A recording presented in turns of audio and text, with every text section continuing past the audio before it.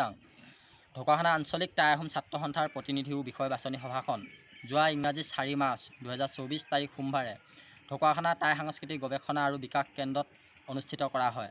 সভাত উপস্থিত থাকে সদৌ টাই আহোম ছাত্ৰ সন্থাৰ কেন্দ্ৰীয় সমিতি সন্মানীয় সাধাৰণ সম্পাদক অচ্যুত বৰগোহাঁই ডাঙৰীয়া, সদৌ লখিমপুৰ জিলা টাই আহোম ছাত্ৰ সন্থাৰ সন্মানীয় উপসভাপতি দেৱজিৎ বৰুৱা ডাঙৰীয়া, ঢকুৱাখানা আঞ্চলিক টাই আহোম ছাত্ৰ সন্থাৰ সন্মানীয় সভাপতি ডেভিড চাংমাই ডাঙৰীয়া, ঢকুৱাখানা টাই সংস্কৃতিক গৱেষণা আৰু বিকাশ কেন্দ্ৰৰ কাৰ্যকৰী সভাপতি সন্মানীয় দেৱেন গগৈ ডাঙৰীয়াকে প্ৰমুখ্য কৰি ঢকুৱাখানা টাই সংস্কৃতি আৰু গৱেষণা বিকাশ কেন্দ্ৰৰ প্ৰধান সম্পাদক অৰুণ চমুৱা ডাঙৰীয়া আৰু গৰিষ্ঠ সংখ্যক বিষয়ববীয়া আৰু জ্ঞাতিবৰ্গ সভাত উপস্থিত থাকে। উক্ত সভাখনত সভাপতিত্ব কৰে ঢকুৱাখানা টাই সংস্কৃতি আৰু গৱেষণা বিকাশ কেন্দ্ৰৰ কাৰ্যকৰী সভাপতি দেৱেন গগৈ ডাঙৰীয়া। লগতে সভাত উপস্থিত থাকে কেন্দ্ৰীয় পৰ্যবেক্ষক অচ্যুত বৰগোহাঁই ডাঙৰীয়া। অচ্যুত বৰগোহাঁই ডাঙৰীয়াৰ উপস্থিতিত পুৰণা সমিতিখন ভংগ কৰি এখন নতুন সমিতি গঠন কৰা হয়।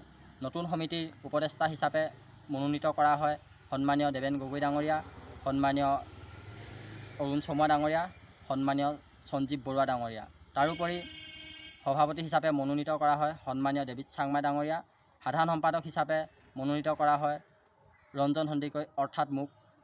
কাৰ্যকৰী সভাপতি, উপসভাপতি, সহসাধাৰণ সম্পাদক, প্ৰচাৰ সম্পাদক, ক্ৰীড়া সম্পাদক, সাংস্কৃতিক সম্পাদক, শিক্ষা সম্পাদক আৰু কাৰ্যনিৰ্বাহক সদস্যকে ধৰি এখন 21জনীয়া সবল শক্তিশালী সমিতি গঠন কৰা হয়।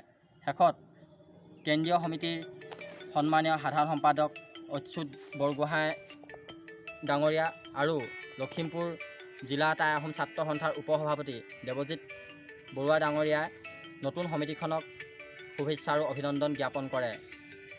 আমি ঢকুৱাখানা আঞ্চলিক টাই আহোম ছাত্ৰ সন্থাৰ নৱনিৰ্বাচিত সমিতিখনে প্ৰতিজ্ঞাবদ্ধ হওঁ যে জাতীয় অস্তিত্ব ৰক্ষাৰ স্বাৰ্থত ৰাইজৰ হকে, জাতিৰ হকে সদায় মাত মাতি যাম বুলি আমি প্ৰতিজ্ঞাবদ্ধ হ'লোঁ।